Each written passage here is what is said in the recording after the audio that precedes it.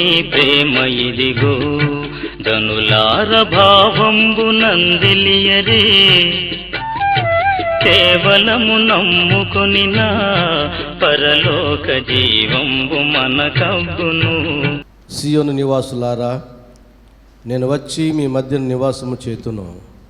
సంతోషముగా నుండి పాటలు పాడుడి, ఇదే యెహోవా వాక్కు. సకల జనులారా, యెహోవా తన పరిశుద్ధమైన నివాసం విడిచి వచ్చుచున్నాడు. ఆయన సన్నిధిని మౌనులై ఉండుడి. కొంచెం ప్రార్థన చేసుకుందాం. ప్రేమ స్వరూపిన మా గొప్ప తండ్రి, పరిశుద్ధ ప్రభువా, మీ ప్రేమను బట్టి, మీ కృపను బట్టి మరొకసారి మీ పాద సన్నిధిని సమీపిస్తూ ఉన్నాము. ఈ పరిశుద్ధ దినమందు మమ్మల్ని అందరినీ సజీవులుగా లెక్కించి ప్రాతకాలంలోనే మరొకసారి ఈ రీతిగా మమ్మల్ని మీ మందిరంలో చేర్చినందుకు మీకే స్తుతి స్తోత్రం చెల్లించుకుంటున్నాం. ప్రభువా, చేరి వచ్చిన ప్రతి ఒక్కరిని బట్టి మీకు వందనాలు చెల్లించుకుంటూ ఇంకనూ మీ ఏర్పాట్లో రావాల్సిన వారిని జ్ఞాపకం చేసుకుంటున్నాం. ప్రభువా, వారికి ఉన్న ఆటంకాలను తొలగించండి, మార్గం సరళం చేయండి, సకాలానికి నీ మందిరం నడిపించమని ప్రార్థన చేస్తూ ఉన్నాం. అయా, నీ మందిరంలో అడుగుపెట్టిన మాలో ప్రతి ఒక్కరిని మీ కృపలో జ్ఞాపకం చేసుకోనండి, మీ యొక్క స్వాధీనంలో ఉంచుకోనండి. నీ ఎదుట నీ మందిరంలో మేమందరము నా తండ్రి మాకు దీవెనకరముగా, మీకు మహిమకరముగా నడుచుకోవడానికి సహాయం చేయండి. అందుకొరకు ప్రభువా, పాటలు పాడినప్పుడు మా స్వరాలు నా తండ్రి ముట్టండి, చక్కగా పాటల ద్వారా నేను ఘనపరిచి స్తుతించడానికి సహాయం చేయండి. అలాగే నీ వాక్యాన్ని పఠించినప్పుడు, ధ్యానించినప్పుడు నీ స్వరాన్ని మాకు అనుగ్రహించండి, మీ వాక్యముతో మా హృదయాలు నింపండి. అలాగే ప్రార్థించినప్పుడు ప్రార్థనా శక్తి గల మీ పరిశుద్ధాత్మను మాకు అనుగ్రహించి మా స్థితికి తగినట్టుగాను మీ దృష్టికి అనుకూలంగా మరపెట్టుకోవడానికి సహాయం చేయండి. ఈ రీతిగా ఈ యొక్క ఆరాధన అంతట్లో ఆరంభం నుంచి ఆఖరి వరకు ప్రతి విషయంలో మాలో ప్రతి ఒక్కరిని కూడా క్రమంగా నడిపించి, దీవెనకరముగా నడిపించి మీరు మాత్రమే మహిమ, ఘనత, ప్రభావాలు పొందుకోమని యేసు నామమున వేడుకుంటున్నాము తండ్రి, ఆమేన్. ఉత్తర ప్రత్యుత్తర భాగంగా కీర్తన గ్రంథంలో నుంచి దావీదు రాసిన 139వ కీర్తనను రాజేంద్ర ప్రసాద్ గారు ఉత్తర ప్రత్యుత్తర భాగంగా చదువుతారు. దేవుని పరిశుద్ధ నామమునకు మహిమ కలుగునుగాక. ప్రియ దేవుని సంగమా, ఈ పరిశుద్ధ ఆదివారపు ఆరాధనలో ఉత్తర ప్రత్యుత్తర రీతిగా కీర్తన గ్రంథం నుండి 139వ కీర్తన చదువుకుందాము. చివరి వచనాన్ని అందరం కలిసి చదువుకుంటాము. యెహోవా, నీవు నన్ను పరిశోధించి తెలుసుకుని ఉన్నావు. నేను కూర్చునుట, నేను లేచుట నీకు తెలియను. నాకు తలంపు పుట్టక మునిపే నీవు నా మనసుకు గ్రహించుచున్నావు. నా నడకను నా పడకను నీవు పరిశీలన చేసి ఉన్నావు. నా చర్యలన్నింటినీ నీవు బాగుగా తెలుసుకొని ఉన్నావు. యెహోవా, మాట నా నాలుకకు రాక మునిపే అది నీకు పూర్తిగా తెలిసి ఉన్నది. వెనుకను ముందును నీవు నన్ను ఆవరించి ఉన్నావు. నీ చేయి నా మీద ఉంచి ఉన్నావు. ఇట్టి తెలివి నాకు మించినది, అది అగోచరము, అది నాకు అందదు. నీ ఆత్మ యొద్దుండి నేను ఎక్కడికి పోదును, నీ సన్నిధి నుండి నేను ఎక్కడికి పారిపోదును. నేను ఆకాశమునకు ఎక్కినను, నీవు అక్కడనూ ఉన్నావు. నేను పాతాళమందు పండుకొనినను, నీవు అక్కడనూ ఉన్నావు. నేను వేకువ రెక్కలు కట్టుకొని సముద్ర దిగంతములలో నివసించినను, అక్కడనూ నీ చేయి నన్ను నడిపించును, నీ కుడి చేయి నన్ను పట్టుకొనును. అంధకారము నన్ను మరుగు చేయను, నాకు కలుగు వెలుగు రాత్రి వలె ఉండును అని నేను అనుకుని ఎడల. చీకటి అయినను నీకు చీకటి కాకపోవును, రాత్రి పగటి వలె నీకు వెలుగుగా ఉండును. చీకటియు వెలుగును నీకు ఏకరీతిగా ఉన్నవి. నా అంతరేంద్రియములను నీవే కలుగు చేసితివి. నా తల్లి గర్భమందు నన్ను నిర్మించిన వాడవు నీవే. నీవు నన్ను కలుగు చేసిన విధము చూడగా భయమును ఆశ్చర్యమును నాకు పుట్టుచున్నవి. అందును బట్టి నేను నీకు కృతజ్ఞతాస్తులు చెల్లించుచున్నాను. నీ కార్యములు ఆశ్చర్యకరములు, ఆ సంగతి నాకు బాగా తెలిసి ఉన్నది. నేను రహస్యమందు పుట్టిన నాడు, భూమి యొక్క అగాధ స్థలములలో విచిత్రముగా నిర్మింపబడిన నాడు నాకు కలిగిన ఎముకలను నీకు మరుగై ఉండలేదు. నేను పిండమునై ఉండగా నీ కన్నులు నన్ను చూచెను. నియమింపబడిన దినములలో ఒకటైనా కాకమునిపే నా దినములన్నీయూ నీ గ్రంథములో లిఖితములాయెను. దేవా, నీ తలంపులు నాకెంత ప్రియమైనవి, వాటి మొత్తం ఎంత గొప్పది. వాటిని లెక్కించదననుకుంటున్నా, అవి ఇసుక కంటెను లెక్కకు ఎక్కువై ఉన్నవి. నేను మేలుకుంటున్నా, ఇంకనూ నీ యొద్దనే ఉందును. దేవా, నీవు భక్తిహీనులను నిశ్చయంగా సంహరించదవు. నరహంతకులారగా నా యొద్ద నుండి తొలగిపోవుడి. వారు దురాలోచనతో నిన్ను గూర్చి పలుకుదురు, మోసపుచ్చుటకై నీ నామను బట్టి ప్రయాణము చేయుదురు. యెహోవా, నిన్ను ద్వేషించు వారిని నేను ద్వేషించుచున్నాను కదా, నీ మీద లేచు వారిని నేను అసహ్యించుకొనుచున్నాను కదా. వారి యందు నాకు పూర్వదేశము కలదు, వారిని నాకు శత్రువులుగా భావించుకొనుచున్నాను. దేవా, నన్ను పరిశోధించి నా హృదయమును తెలుసుకొనుము, నన్ను పరీక్షించి నా ఆలోచనలను తెలుసుకొనుము.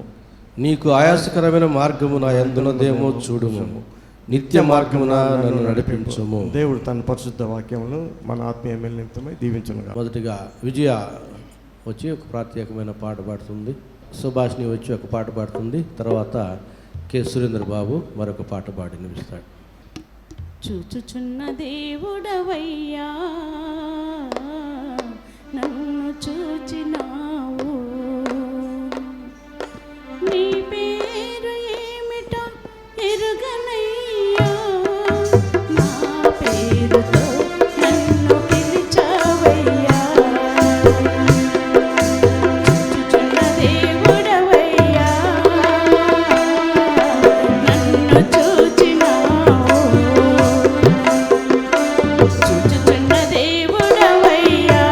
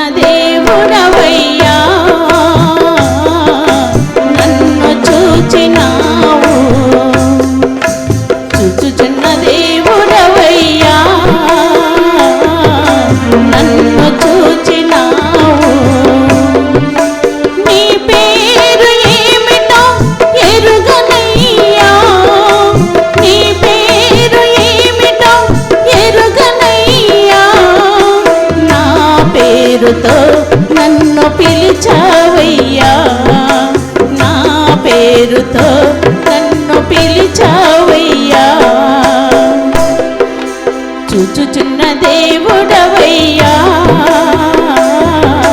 నన్ను చూచినావు చూచుచున్న దేవుడవయ్యా నన్ను చూచినావు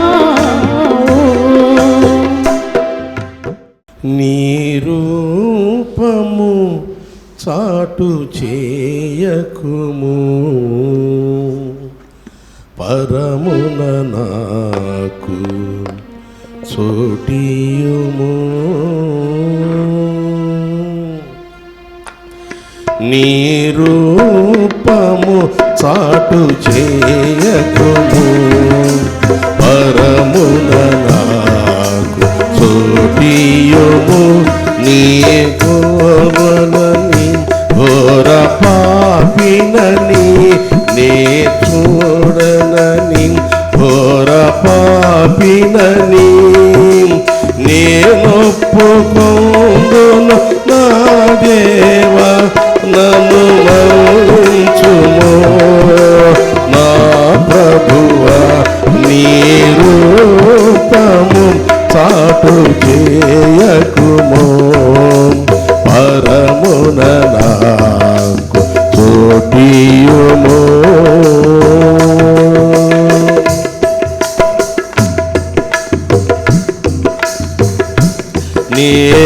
నేనిన్నాళ్ళుగా మనిషి కాను నే జీవించితి దోషిగాను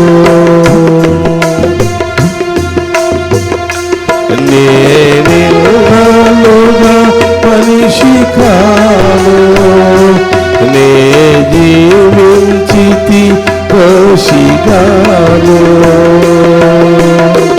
నా పాపాలే ఫలమాయ నాకు నీ కరుణెల్లా కరువాయ తుదకు నా పాపాలే ఫలమాయ నాకు నీ కరుణెల్లా కరువాయ తుదకు నాకింకేలా ఈ పాడు బ్రతుకు నీ రూపము చాటు చేయకుము పరమున నాకు చోటియుము నీ చూడని ఘోర పాపినని నీ చూడని ఘోర పాపినని నేనొప్పుకొందును నా దేవా నన్ను మన్నించుము నా ప్రభువా నీ రూపము చాటు చేయకుము పరమున నాకు చోటియుము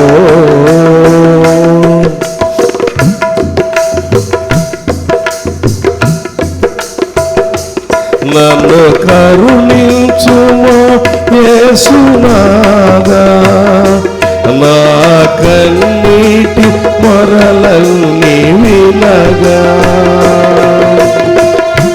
నన్ను కరుణించుము యేసునాథా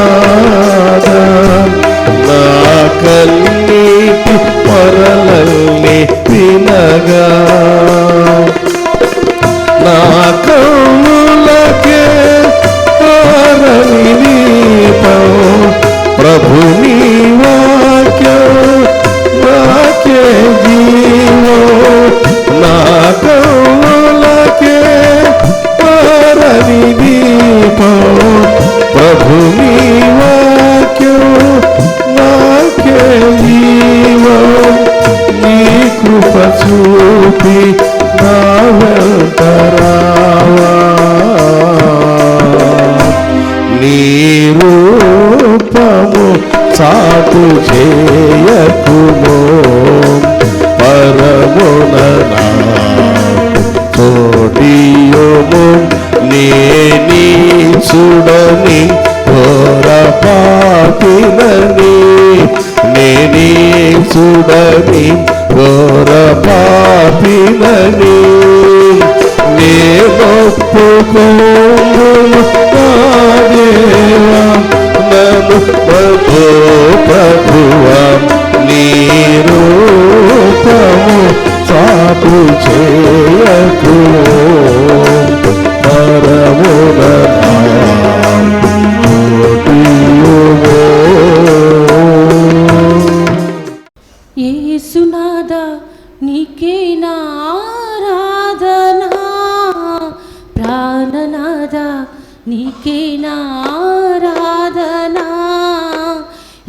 యేసునాథా నీకే నా ఆరాధనా, ప్రాణనాథా నీకే నా ఆరాధనా, ఆరాధనా ఆరాధనా ఆరాధనా ఆరాధనా ఆరాధనా ఆరాధనా.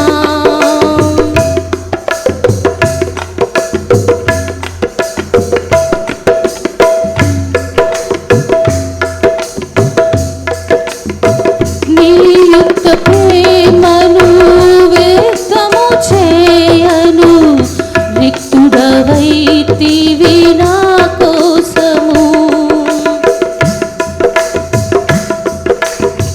నీ యుక్త ప్రేమను వ్యక్తము చేయను, రిక్తుడవైతివి నా కోసము. మంటి పురుగునగు నన్ను ప్రేమించి మంటి స్వరూపము దాల్చితివే, మంటి పురుగునగు నన్ను ప్రేమించి మంటి స్వరూపము దాల్చితివే. ఏ రీతి వర్ణింతు నీ ప్రేమ, ఏ రీతి కీర్తింతును నిన్ను, ఏ రీతి వర్ణింతు నీ ప్రేమ, ఏ రీతి కీర్తింతును నిన్ను. నాకై రక్తము కాచి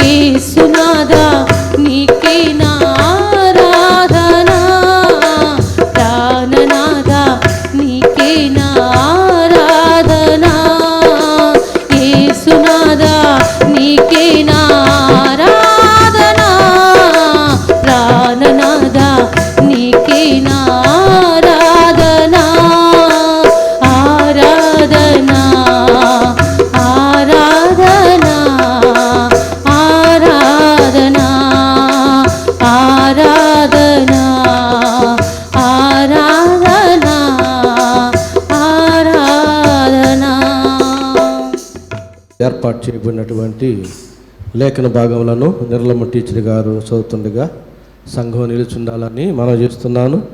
మలాకీ గ్రంథం 4వ అధ్యాయం మొదటి 6 వచనాలు. పరిశుద్ధ ఆదివారం మన ధ్యాన నిమిత్తమై ఏర్పాటు చేయబడిన లేఖన భాగం మలాకీ గ్రంథము 4వ అధ్యాయము మొదటి వచనం నుంచి 6వ వచనం వరకు చదువుకుందాం. ఏలయనగా నియమింపబడిన దినము వచ్చుచున్నది, కొలిమి కాలునట్లు అది కాలును, గర్విష్ఠులందరూ దుర్మార్గులందరూ కొయ్య కాలువలే ఉందరు.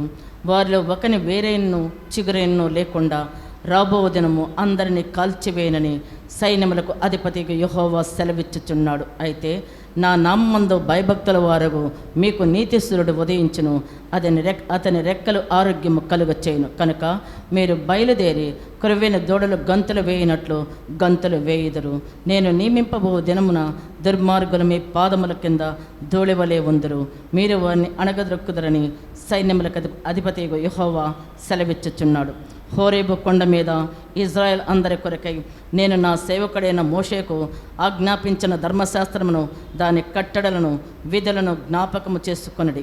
యెహోవా నియమించిన భయంకరమైన ఆ మహాదినము రాకమునుపు నేను ప్రవక్త ఏలియాను మీ యొద్దకు పంపదును. నేను వచ్చి దేశమును శపించుకున్నట్లు అతడు తండ్రుల హృదయములను పిల్లల తట్టును, పిల్లల హృదయములను తండ్రుల తట్టును త్రిప్పును. దేవుడి ఈ వాక్య భాగం మన వినికిడిలో ఆస్వాదించునుగాక. ఆమె వాక్యమును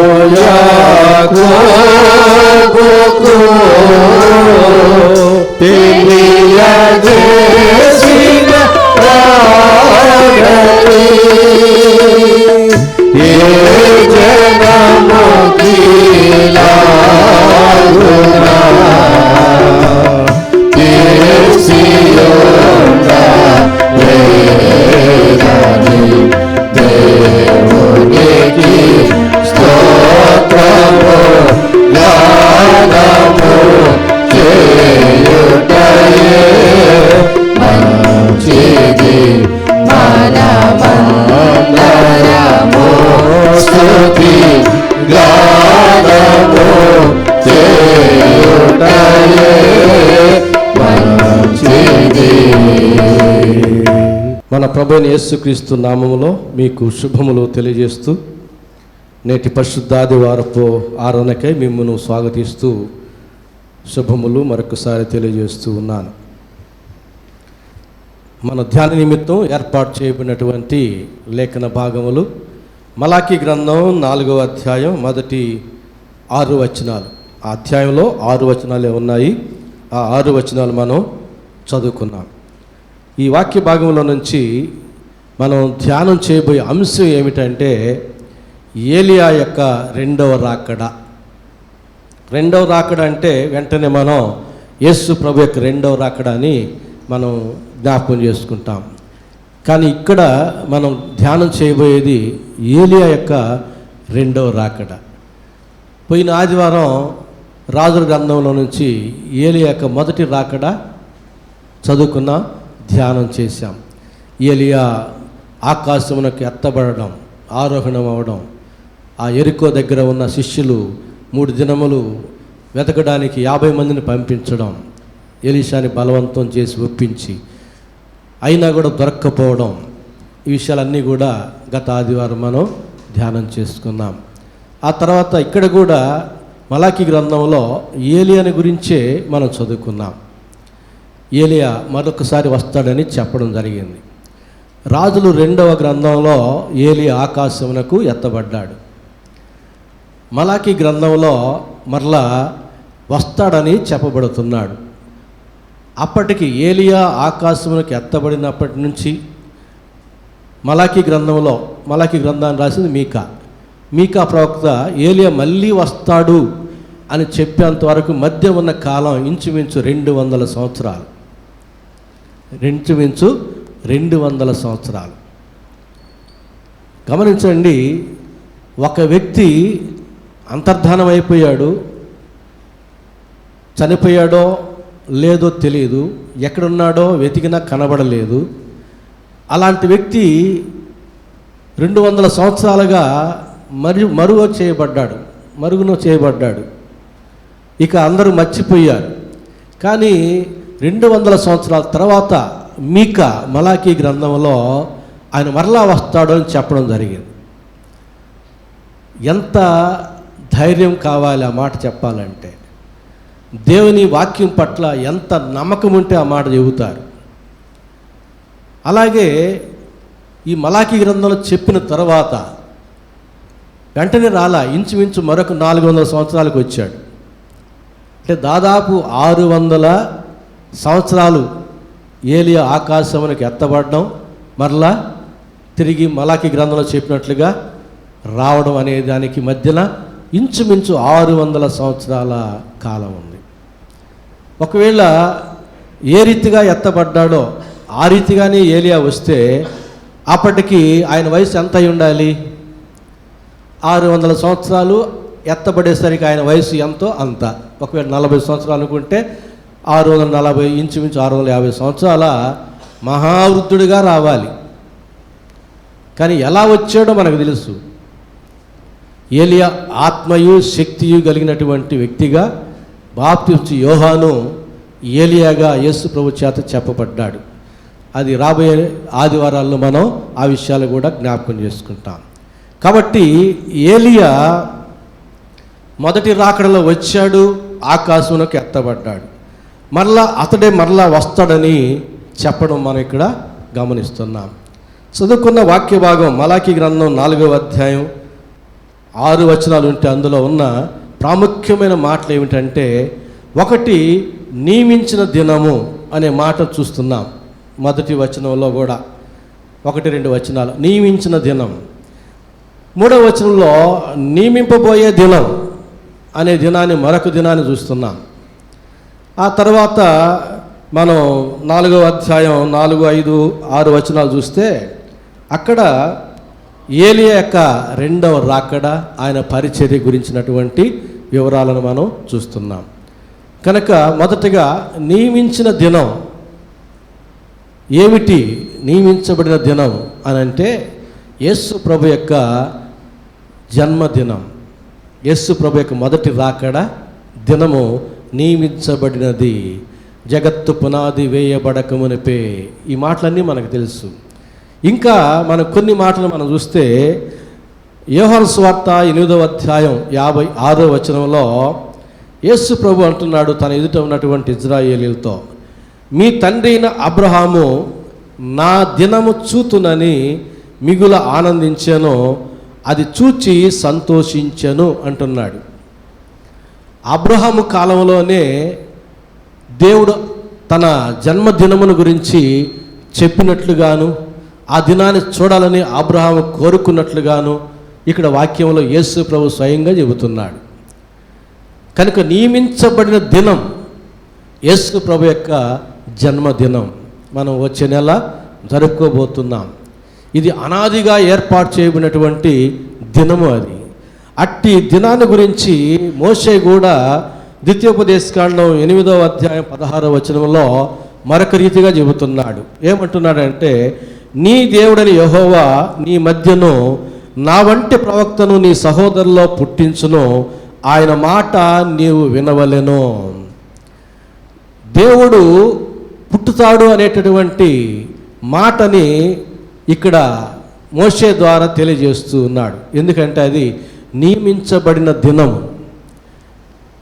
దేవుని చేత నియమించబడిన దినం, భక్తుల చేత పలుకబడినటువంటి దినం అది. కాబట్టే అబ్రహాముకి తెలియజేశాడు, మోషేకి తెలియజేశాడు, అలాగే మోషే కూడా జనులకు తెలియజేస్తూ ఉన్నాడు. అలాగే పౌలు భక్తుడు గలతీయులకు రాసిన పత్రిక 4వ అధ్యాయం 4వ వచనంలో చూస్తే పౌలు భక్తుడు అంటాడు, కాలము పరిపూర్ణమైనప్పుడు దేవుడు తన కుమారుని పంపెను అంటాడు. కాలము పరిపూర్ణమైనప్పుడు దేవుడు తన కుమారుని పంపెను. పరిపూర్ణం అవడం అంటే నిర్ణయించబడిన దినం సమీపించినప్పుడు దేవుడు ఆ దినమందు తన కుమారుని లోకములో జన్మింపజేసెను అనేది అర్థం. కాబట్టి నియమించబడిన దినం యేసు ప్రభు యొక్క జన్మదినం. అది ఎలాంటిదట? మొదటి 2 వచనాలు మనం చూస్తే, ఏలయనగా నియమింపబడిన దినము వచ్చుచున్నది, కొలిమి కాలునట్లు అది కాలును. గర్విష్ఠులందరూ దుర్మార్గులందరూ కొయ్య కాలు వలె ఉందురు. వారిలో ఒకనికి వేరైనను చిగురైనను లేకుండా రాబో దినము అందరినీ కాల్చివేయనని సైన్యములకు అధిపతియగు యెహోవా సెలవిచ్చుచున్నాడు. కొయ్య కాలు వలె ఉంటారు అందరూ. ఆ దినమేమో కాల్చే దినముగా ఉంటుంది. వారందరిని దేవుడు కాలుస్తాడంటున్నాడు మొదటి వచనంలో. రెండవ వచనం చూడండి. అయితే నా నామమందు భయభక్తులు గలవారు మీకు నీతి సూర్యుడు ఉదయించును, అతని రెక్కలు ఆరోగ్యము కలుగజేయను గనుక మీరు బయలుదేరి కొవ్విన దూడలు గంతులు వేయినట్లు గంతులు వేయుదురు. యేసు ప్రభు ఈ లోకంలో జన్మించిన తర్వాత ఆ విషయం తెలిసినటువంటి గొర్రెల కాపర్లు జ్ఞానులు ఆశ్చర్యచకితులయ్యారు, ఆనందాన్ని అనుభవించారు. జ్ఞానుల ద్వారా తెలుసుకున్న హేరోదు కడుపు దహించి వేయబడింది. అందుకే యేసయ్యను చంపాలని అనుకున్నాడు. యేసయ్యను గురించి ఆయన జన్మించాడనే విషయం తెలిసినటువంటి రోమా ప్రభుత్వంలోని కొందరు, యూదా మతంలోని మత పెద్దలు, యాజకులు కొందరు అసూయతో రగిలిపోయారు, దహించి వేయబడ్డారు. అసూయ చేత ఆయన ఎలాగైనా సిలువేయాలని చెప్పి చివరికి వారు తీర్మానం చేసినట్లుగా మనం సువార్తలో చూస్తాం. యేసు ప్రభు యొక్క జన్మదినం అలాంటిది. అందుకనే యేసు ప్రభు యొక్క జన్మదినము నాడు పరలోకం నుంచి దూతగణములు దిగి వచ్చి సువర్తమానం తెలిపి గొర్రెల కాపర్లకు తిరిగి వెళ్ళేటప్పుడు అంటారు. లూకా సువార్త 2వ అధ్యాయం 14వ వచనంలో అనుకుంటాను. ఏమంటారు? ఇదిగో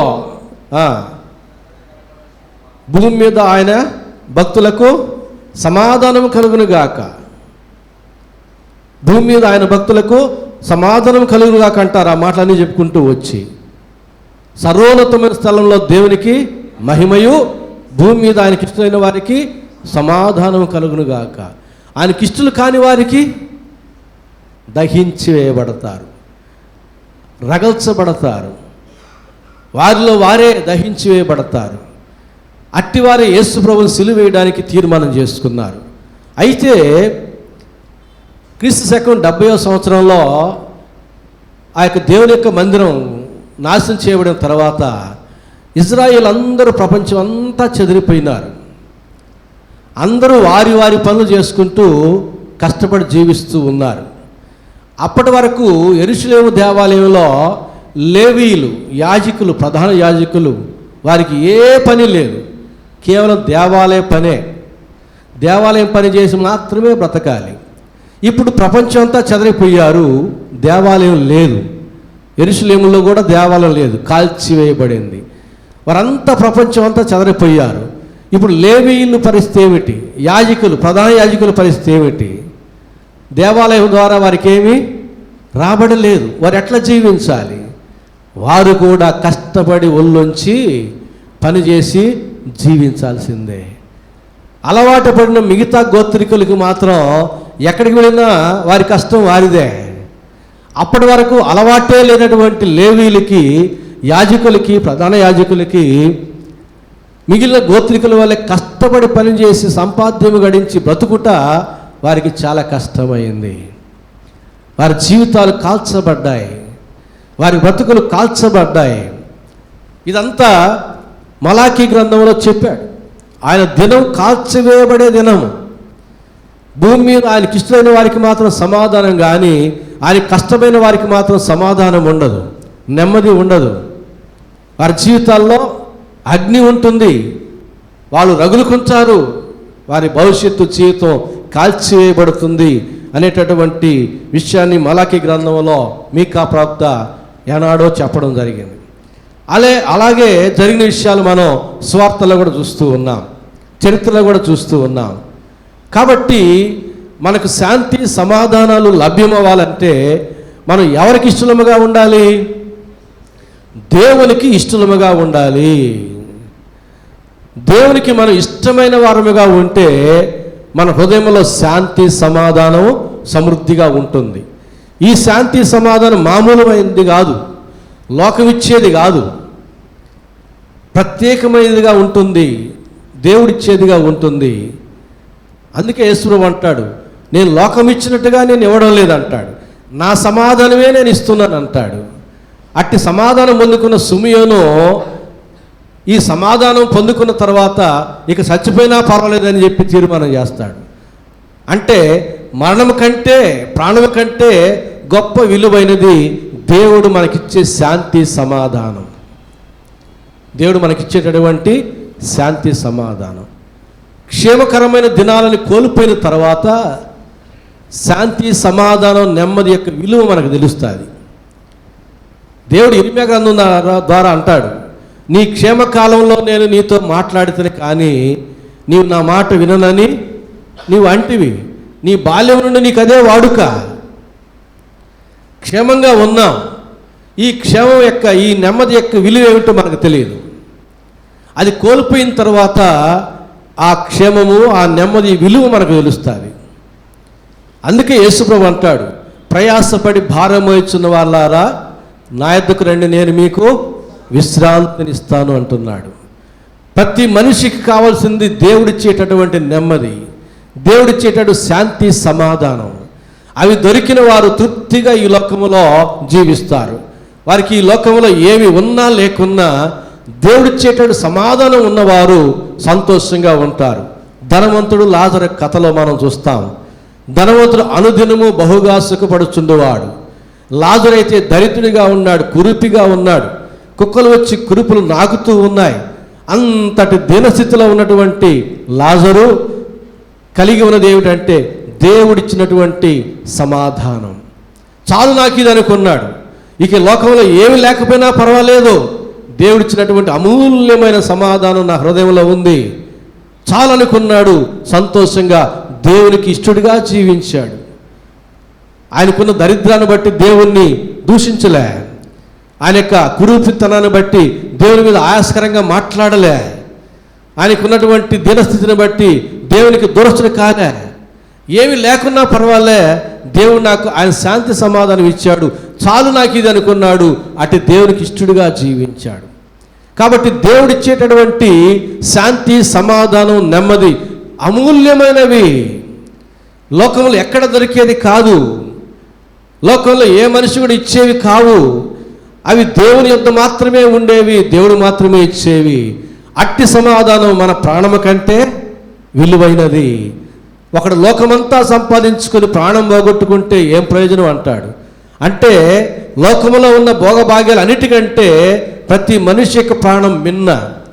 దానికంటే అమూల్యమైనది ఏంటంటే అట్టి ప్రాణము కంటే దేవుడిచ్చేటటువంటి నెమ్మది అమూల్యమైనది.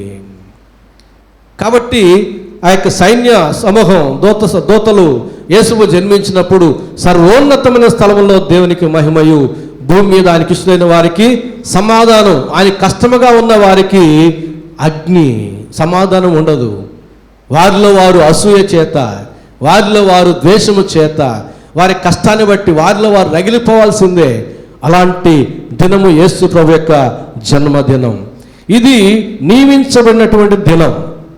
తర్వాత మలకి గ్రంథం 4వ అధ్యాయం 3వ వచనం చూస్తే నియమించబోయే దినం అనేది కనబడతా ఉంది. 3వ వచనం, నేను నియమింపబో దినమున దుర్మార్గులు మీ పాదముల క్రింద ధూళి వల్లే ఉందురు, మీరు వారిని అణగదొక్కుదురని సైన్యములకు అధిపతి యెహోవా సెలవిచ్చుచున్నాడు.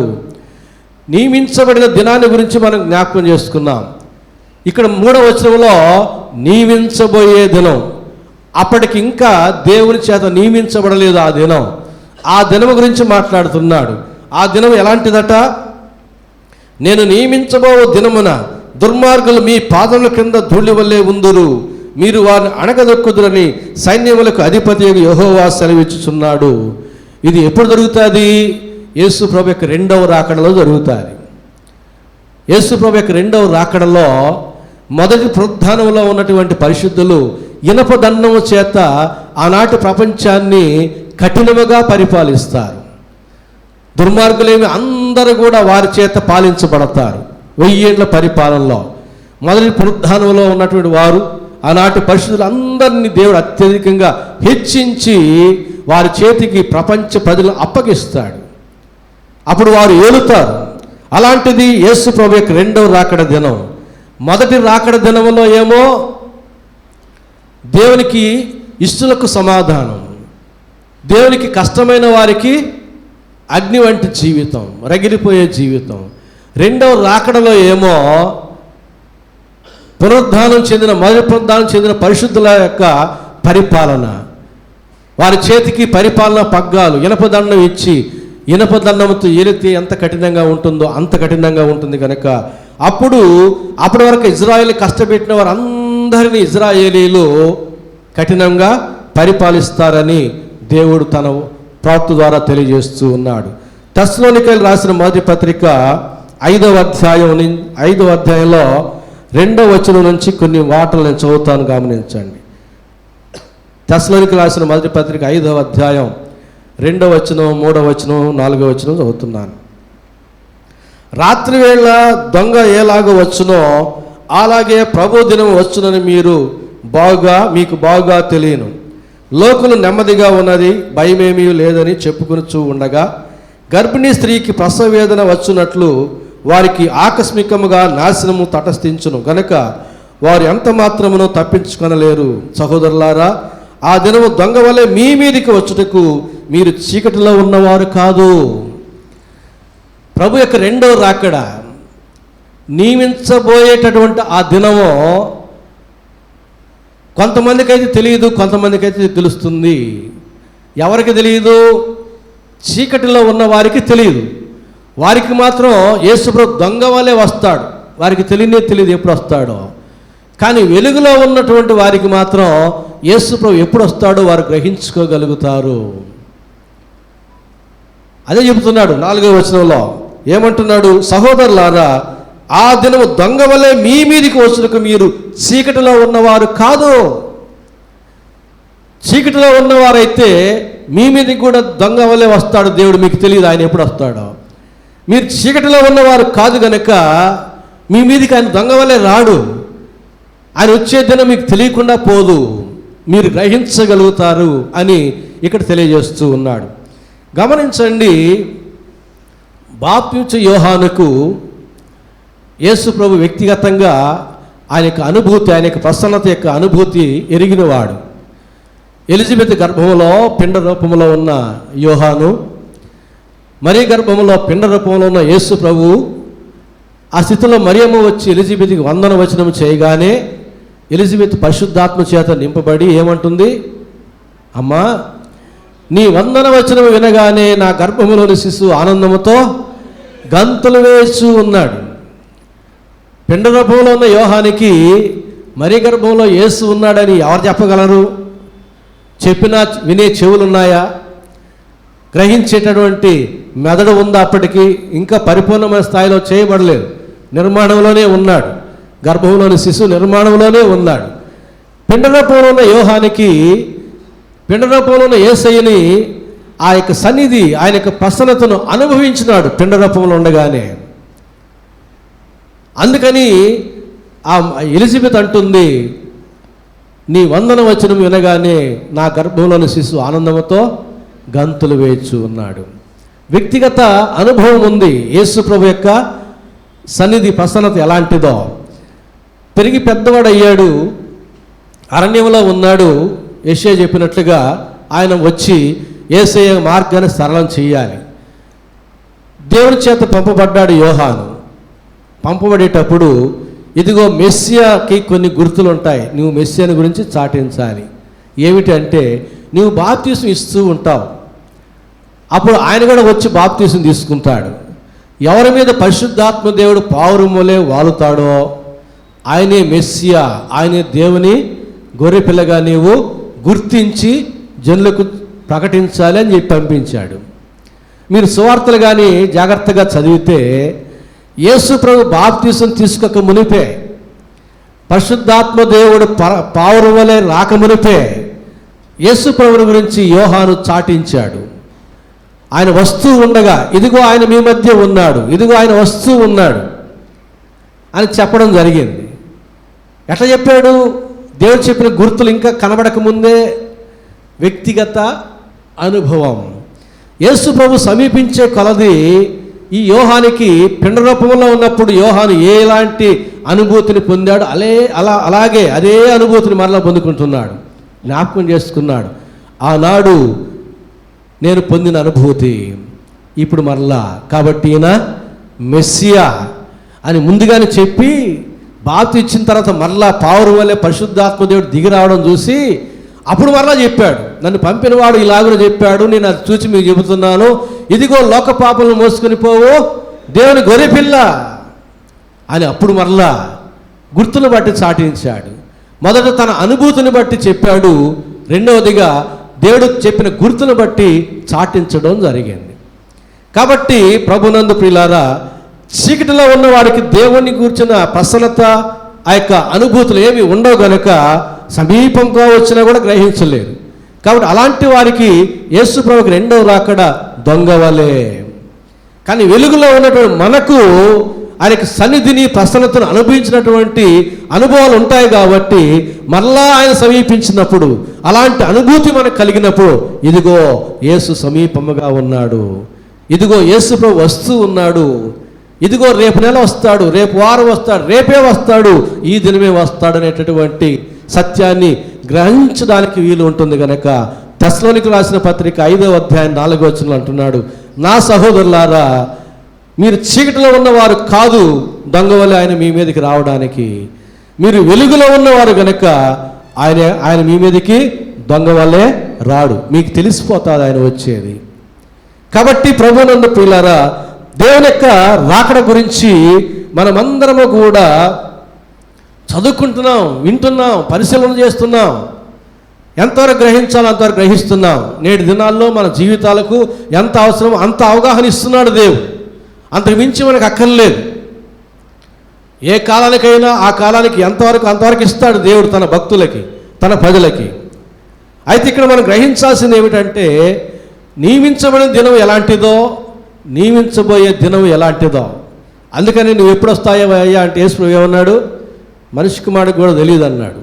అంటే అప్పటికి కూడా నియమించబడలే, అది ఎప్పుడు నియమిస్తాడు, ఆ దినం వచ్చినప్పుడు ఆ విషయాలు జరుగుతాయి. కాబట్టి మలాకీ గ్రంథం 4వ అధ్యాయంలో చెప్పినటువంటి 2 రకాల దినాలు అవి, నియమించబడిన దినము, నియమించబోయేటటువంటి దినము.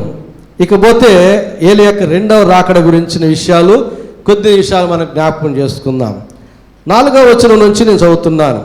హోరేబు కొండ మీద ఇజ్రాయిల్ అందరి కొరకై నేను నా సేవకుడైన మోషేకు ఆజ్ఞాపించిన ధర్మశాస్త్రమును, దాని కట్టడలను, విధులను జ్ఞాపకం చేసుకునడి. యెహోవా నియమించిన భయంకరమైన ఆ మహాదినము రాకమునపు నేను ప్రవక్తయగు ఏలియాను మీ యొద్దకు పంపుదును. నేను వచ్చి దేశమును శపించకుండానట్లు అతడు తండ్రుల హృదయములను పిల్లల తట్టును, పిల్లల హృదయములను తండ్రుల తట్టును త్రిప్పును. మోషే ధర్మశాస్త్రాన్ని జ్ఞాపకం చేసుకోండి. ఆ ధర్మశాస్త్రం నేను చెప్పాను, ఏలియా గురించి చెప్పాను, ఏలియా రాకడ గురించి చెప్పాను. కాబట్టి ఆ ఏలియాను మరలా నేను పంపిస్తాను. ఆ మహాదినం రాకమునుపు, యేసు యొక్క మొదటి రాకడకు ముందు నేను ఏలియాను పంపిస్తాను. అతను వచ్చి ఏం చేస్తాడట, ఆయన పరిచర్య గురించి ఇక్కడ సపరేట్గా ఒక ప్రత్యేకంగా చెప్పడం జరిగింది. ఆయన వచ్చి తండ్రుల హృదయాలను పిల్లల తట్టు, పిల్లల హృదయాలను తండ్రుల తట్టు తిప్పును. ఇప్పుడు ఇలాంటి ఏలియాలు మనకు చాలా అవసరం కదూ, ఇలాంటి ఏలియాలు మనకు చాలా అవసరం. బిడ్డలు తల్లిదండ్రులు మాత్రం లోబడ్డంలే. ఎందుకని? ఇదంతా కంప్యూటర్ చేసేటటువంటి దుర్మార్గం, కంప్యూటర్ చేసే దుర్మార్గం. కంప్యూటర్ చదివి కంప్యూటర్ నేర్చుకొని తల్లిదండ్రులేమో కష్టపడి ఏదో ఒక 7,000, 8,000, 10,000 జీతానికి చేరి పెళ్ళిళ్ళు చేసుకొని బిడ్డలను కానీ అప్పటికేదో ఒక 10-12,000 జీతానికి పెరిగి ఆ బిడ్డల్ని ఆ చాలని జీతంతోనే చదివించి పెద్దవారిని చేసి వాడికి పెళ్ళిళ్ళు అయ్యేసరికి ఏదో ఒక 30,000 జీతానికి వచ్చి ఆ జీతంలో కూడా సేవింగ్స్ చేసి బిడ్డలకి పెళ్ళిళ్ళు చేస్తే ఆ తర్వాత పెళ్లి దగ్గర నుంచి యవన ప్రాయం నుంచే బిడ్డలు తల్లిదండ్రుల మాట వినడంలే. వాళ్ళు కంప్యూటర్ చదువుకొని ఏది తల్లిదండ్రుల కష్టార్జన చేత ఉద్యోగం సంపాదించుకొని ఒక్కొక్కరి జీతం ఎంత? లచ్చ. ఎంత? లచ్చ. ఏమ్మా ఎంత నీ జీతం? 30,000. నువ్వు 4 నెలలు కష్టపడితే కానీ నాకు 1 నెల జీతం కాదు. వినడంలే, కంప్యూటర్ చేసినటువంటి తప్పిదం అది. నా జీతం ఎంత, నీ జీతం ఎంత? తల్లిదండ్రులు కూడా గట్టిగా మాట్లాడితే వాడి జీతం పంపిరేమోనని బిడ్డలకి లోబడిపోతా ఉన్నారు. కంప్యూటర్ చేసినట్టు తప్పిదం ఇది. చాలా విషయాలు వింటున్నాను నేను ఈ రీతిగా. కాబట్టి తండ్రుల హృదయాలు బిడ్డల తట్టు, బిడ్డల హృదయాలు తండ్రుల తట్టు తిప్పాలంటే మరలా ఏలే రావాల్సిందే. ఇలాంటి ఏలేలు ఒకరు చాలు. అప్పుడు ఒక్క ఏలే సరిపోయినాడు, ఇప్పుడు ఒక ఏలే చాలు. ఊరికి ఒకరు సరిపోతారా? ఊరికి ఒకరు కూడా చాలు.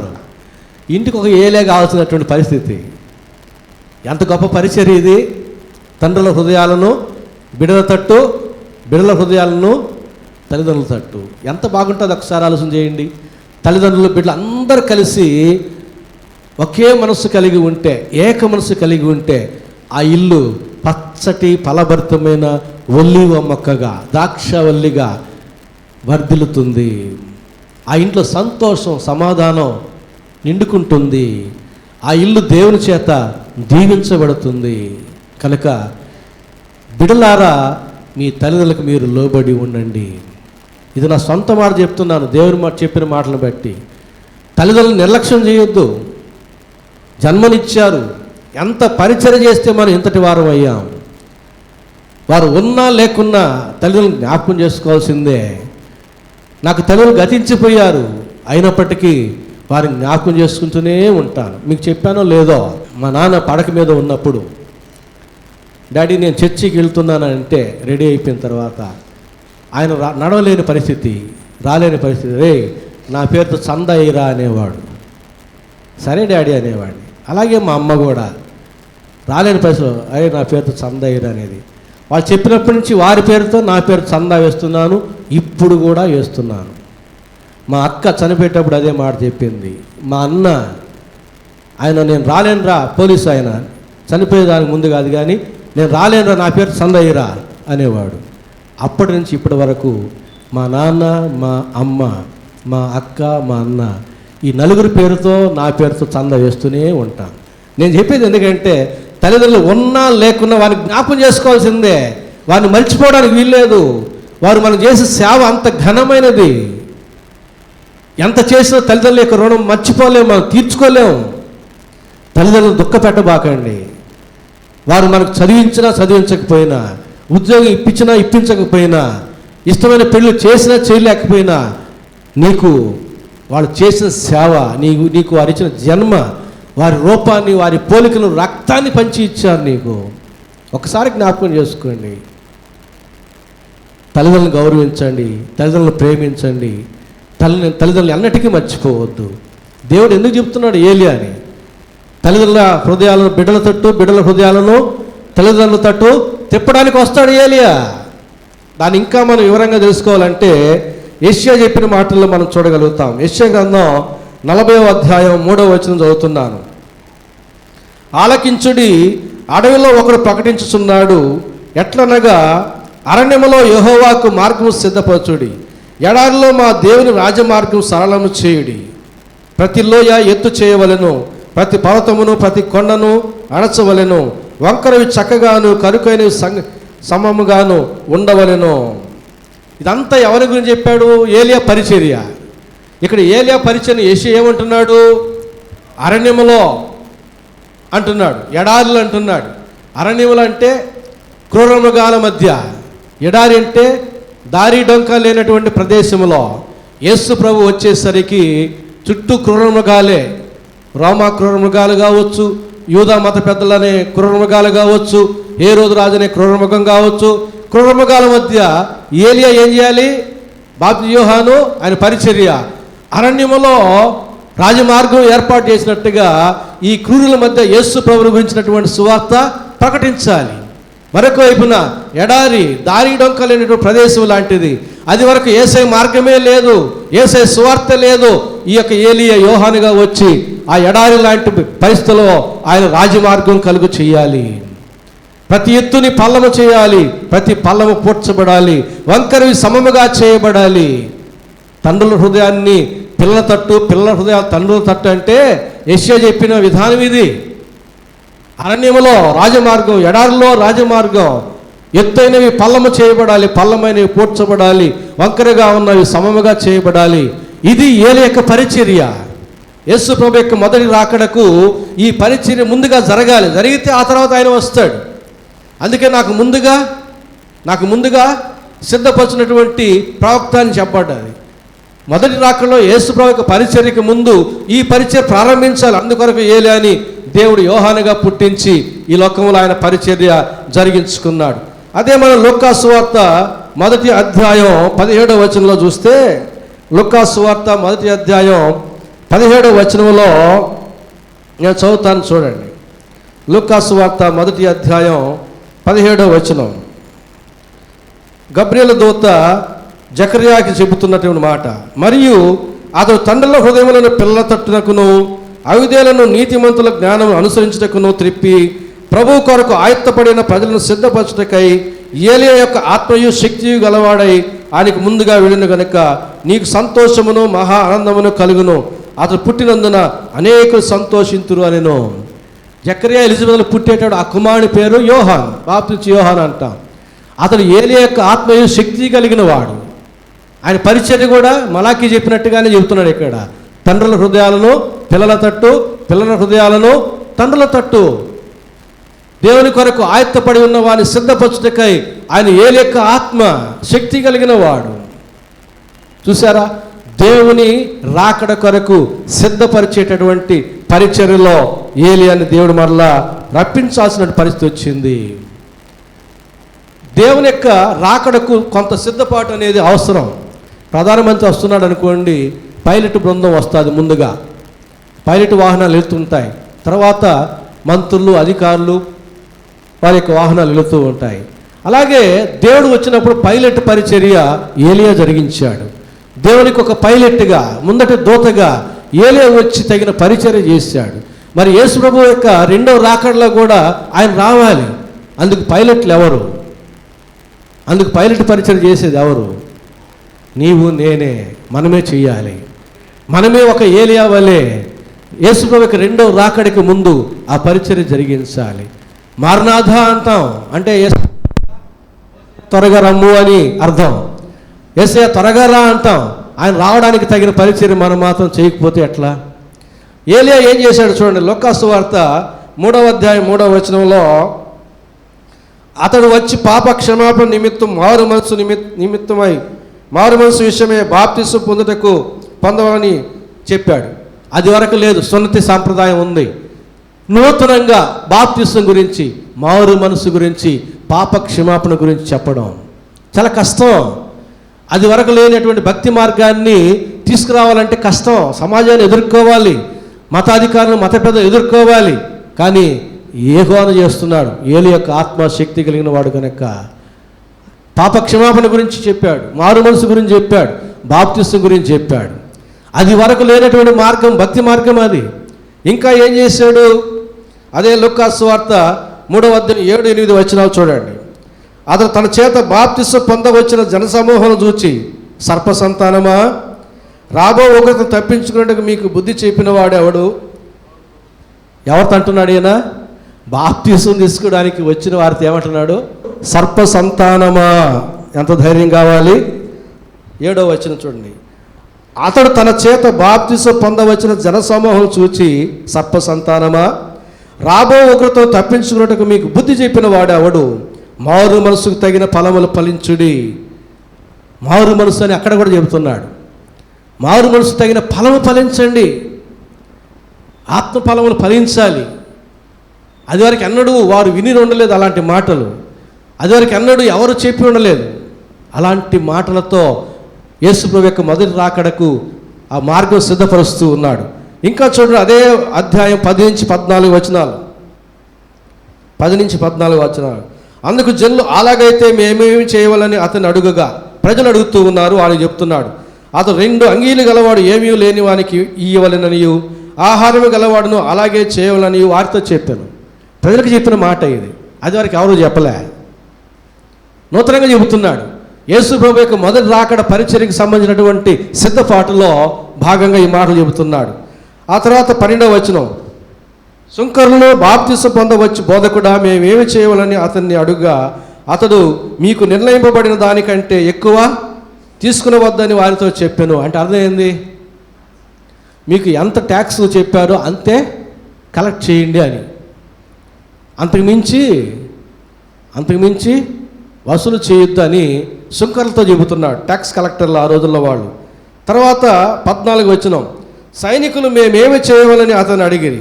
అందుకు అతడు, ఎవరిని బాధ పెట్టకయు, ఎవరి మీదను అపనింద వేయకయు, మీ జీతములతో తృప్తి పొంది ఉండని వారితో చెప్పాను.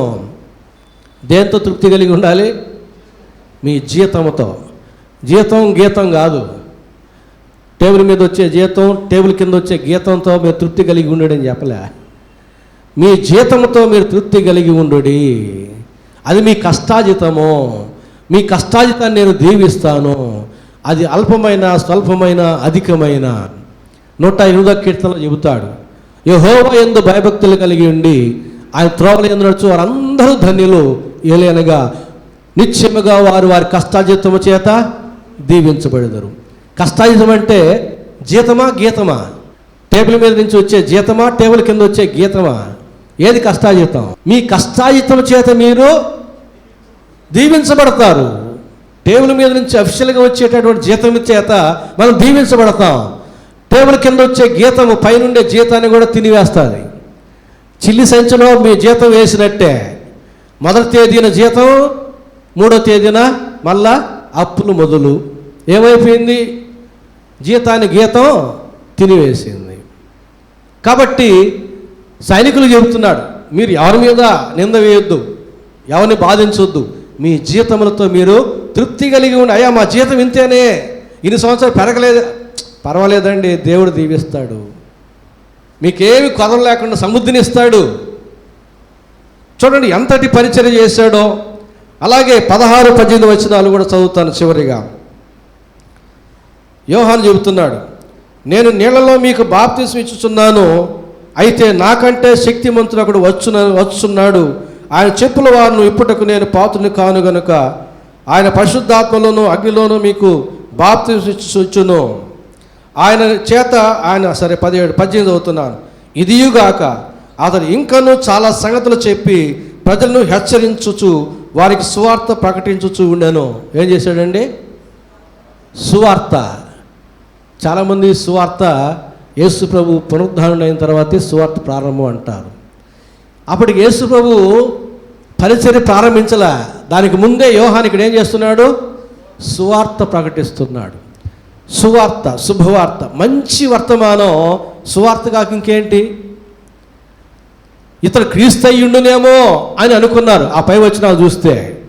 అప్పుడు చెబుతున్నాడు, నేను క్రీస్తుని కాదు, నేను క్రీస్తుని కాదు. ఎవరిని? నేను నీళ్ళలో మీకు బాప్తిసం ఇస్తున్నాను. ఆయన చెప్పుల వారిని కూడా ఇప్పుడు నేను యోగ్యుని కాదు, ఆయన మీకు పరిశుద్ధాత్మలోను అగ్నితోను మీకు బాప్తిసం ఇస్తాడు. యేసు ప్రభు మరలా వస్తాడు. ఎట్లా వస్తాడు? ఆయనగా వస్తాడా? ఆమెగా వస్తాడా? ఆయనగా వస్తాడా? ఆమెగా వస్తాడా? ఆయనగానే కదా. ఇక్కడ యేసు ప్రభు పరిచర్యకు ముందు ఏలియా తన యొక్క పరిచర్యను కొనసాగించి యేసు ప్రభుని ఆయన పరిచర్య ప్రారంభించడానికి మార్గం సిద్ధం చేశాడు. మనం ఉద్యోగ సభలు జరిగించాలంటే ఎన్నో సిద్ధపాట్లు చేస్తాం. స్టేజ్ అరేంజ్ చేస్తాము, అనౌన్స్మెంట్లు చేస్తాము, గ్రౌండ్ సిద్ధపరుస్తాము, సౌండ్ సిస్టమ్ సిద్ధపరుస్తాము, జనాల్ని రప్పించడానికి ఎన్నో ప్రకటనలు చేస్తాం. అన్ని సిద్ధపాటు కార్యక్రమాలే. ఆ భక్తునికి వచ్చిన తర్వాత మీటింగ్ జరిగిస్తాం. మరి దేవుడు వచ్చేటప్పుడు మనం ఏం సిద్ధపాటు చేయమా? దేవుడు వస్తున్నాడంటే మనం ఎంత సిద్ధపడాలి, ఎంతగా సిద్ధపరచాలి, లోకాన్ని ఎంతగా సిద్ధపరచాలి, మన జీవితాన్ని ఎంతగా సిద్ధపరచుకోవాలి. యేసయ్య త్వరగా రా అంటాం, ఆయన రావడానికి సిద్ధంగా ఉన్నాడు. కానీ ఆయన రావడానికి వచ్చి ఏం చేయాలి? మనం చేసే సిద్ధపాటు పరిచర్య ఏమిటి? మొదటి రాకడకి ఏలియా ఒక్కడే, రెండవ రాకడలో ఒక్క ఏలియా జాలు. మనమందరము ఏలియాల వలె సువార్త ప్రకటించాలి. సైనికులు కావచ్చు, సుంకర్లు కావచ్చు, ప్రజలు కావచ్చు, అందరికీ తగిన సువార్త మనం అందించాలి. మార్గం సరళం చేయాలి. అప్పుడు యేసయ్యారా మారనాథా అని అంటే అప్పుడు సంతోషంగా వస్తాడు. ప్రతి దానికి సిద్ధపాటు అవసరం. ఏలియా గ్రహించినాడు. యేసు ప్రభు యొక్క మొదటి రాకడకు తగిన ఏర్పాట్లు చేశాడు. యేసు ప్రభు రానే వచ్చాడు, మనకు రక్షణ తెచ్చాడు. ఇప్పుడు మరలా రావడానికి సిద్ధంగా ఉన్నాడు యేసు ప్రభు. మార్గం సిద్ధపరిచే మనం మౌనంగా ఉన్నాం. ఆయన రాకడికి ముందు ప్రపంచమంతా సువార్తతో నింపబడాలి. ఈ మాట ఉంది కదా, సువార్త ప్రపంచం అంతటా నింపబడకుండా ఆయన రామ్మంటే వస్తాడా? రాడు. చూస్తాడు సువార్త ఇంకా చెప్పాల్సిన ప్రాంతాలు ఉన్నాయి, సువార్త వినవలసినటువంటి జనులు ఇంకా ఉన్నారు, నేను రాలేను అంటాడు. ఎవరు చెప్పాలి సువార్త? దేవదూతలకు కూడా లేనటువంటి గొప్ప సేవా భాగ్యము నీకు నాకు ఇచ్చాడు దేవుడు. మనమే చెప్పాలి. ఏం చేస్తున్నాం? నోరుండి చెప్పడం లేదు, కన్నులుండి చూడడం లేదు. ఎవరికి సువార్త అవసరమో? ఏదైనా రోగం వస్తే పలానా డాక్టర్ దగ్గరికి వెళ్ళి వెంటనే చెప్తాం, ఉచిత సలహా. మరి నరకంలో పడే వాళ్ళకి చెప్పాలిగా, ఇదిగో యేసు ప్రభు మన పాపల కొరకు ఆయన రక్తం చిందించి ప్రాణం పెట్టాడు, ఆయనే మనకు పాపక్షేమం ఇచ్చేది, నరకం తప్పించేది అని చెప్పాలిగా. నేను ఆయన నమ్ముకున్నాను, నా జీవితం ఇప్పుడు బాగుంది, మీ జీవితాలు కూడా బాగుపడతాయి, మీరు కూడా యేసు ప్రభుని నమ్ముకోండి, ఆయన మంచి దేవుడు అని చెప్పాలిగా. చెప్పకుండా మౌనంగా ఉంటే ఎట్లా? మనమే ప్రభు యొక్క రాకడికి ఆటంకంగా ఉంటూ ఉన్నాం. ఎవరైతే సువార్త చెప్పడం లేదో, ఎవరైతే యేసుని గురించిన మంచి మాట ఇతరులకు చెప్పడం లేదో, వాళ్ళు మారినా మారకపోయినా మనకు అవసరం లేదు. చెప్పడం మన బాధ్యత. ఒక మంచి విషయం మనం చెప్పాలి. పలానా దాబాలో పలానా రెస్టారెంట్లో బిర్యానీ బాగుంది, లేదా బిర్యానీ బాగలేదు. మంచిదే, బాగుంది బాగలేదు చెప్పడం మంచిదే. కొంతమంది చెప్తారు పలానా ఇన్సూరెన్స్ కట్టుకోండి, మంచిదే. పలానా దగ్గర కూరగాయలు కొనుక్కోండి, మంచిదే. పలానా దగ్గర చేపలు తెచ్చుకోండి, మంచిదే. పలానా హాస్పిటల్కి వెళ్ళండి, మంచిదే. ఇన్ని మంచి విషయాలు చెబుతున్నామే, అన్నిటికంటే మించిన మంచి విషయమైనటువంటి దేవుని గురించి ఎందుకు చెప్పడం లేదు? నరకాన్ని తప్పించి మోక్షాన్ని చేర్చే దేవుని గురించి ఎందుకు చెప్పడం లేదు?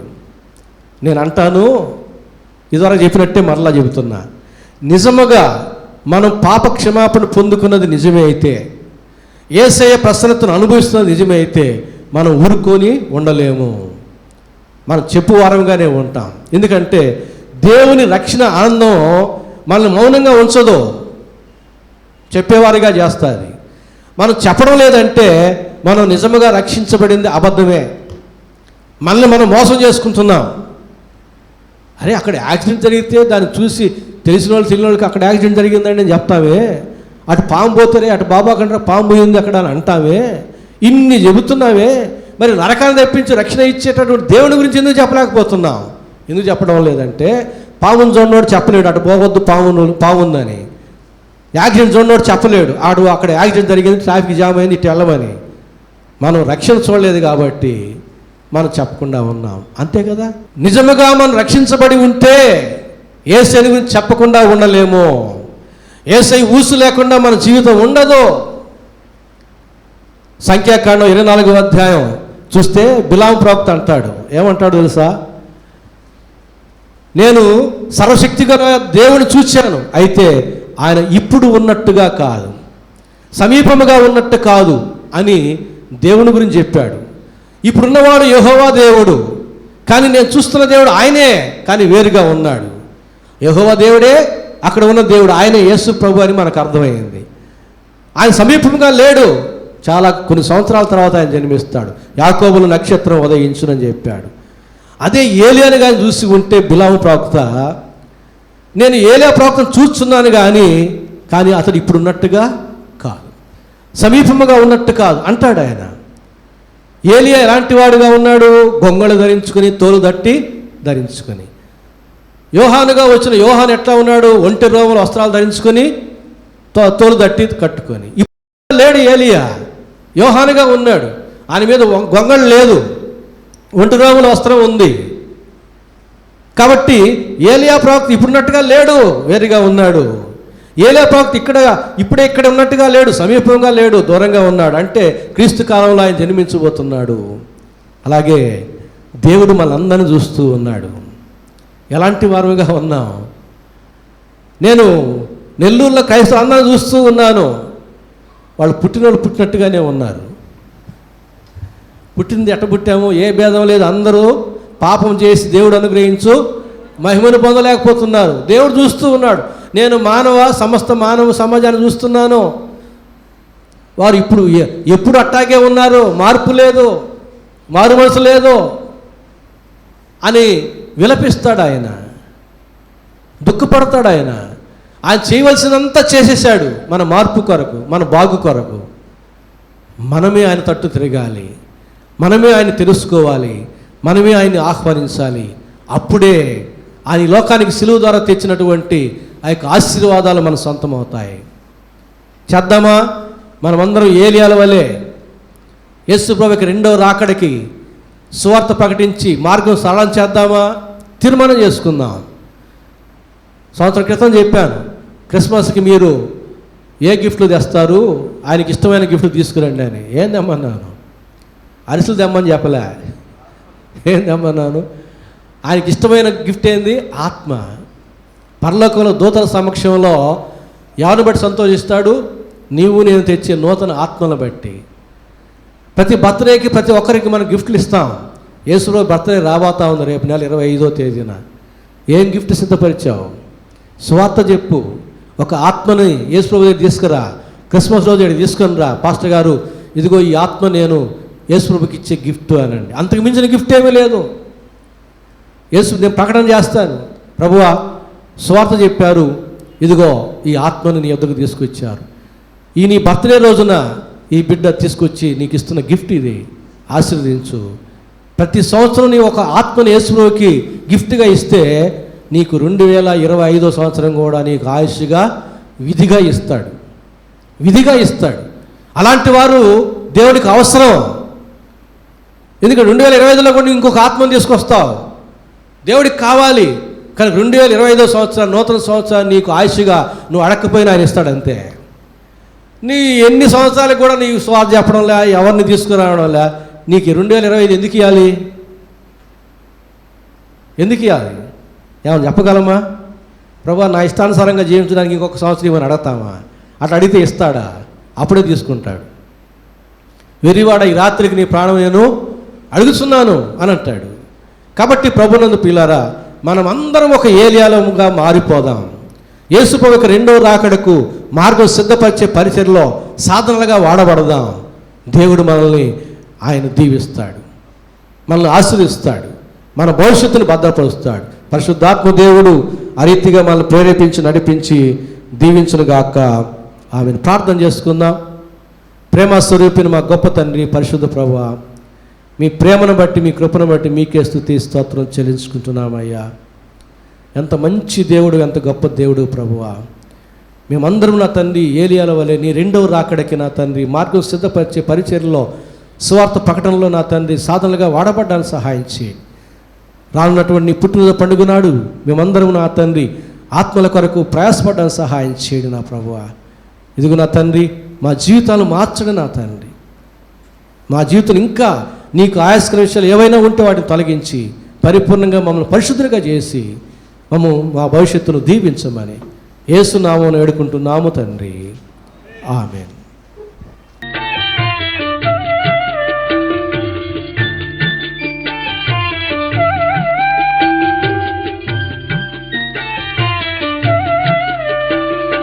దేవుని ప్రేమ ఇదిగో ధనులార భావంబు నందిలియరే, కేవలము నమ్ముకొనినా పరలోక జీవంబు మనకబ్బును, పరలోక జీవంబు మనకబ్బును.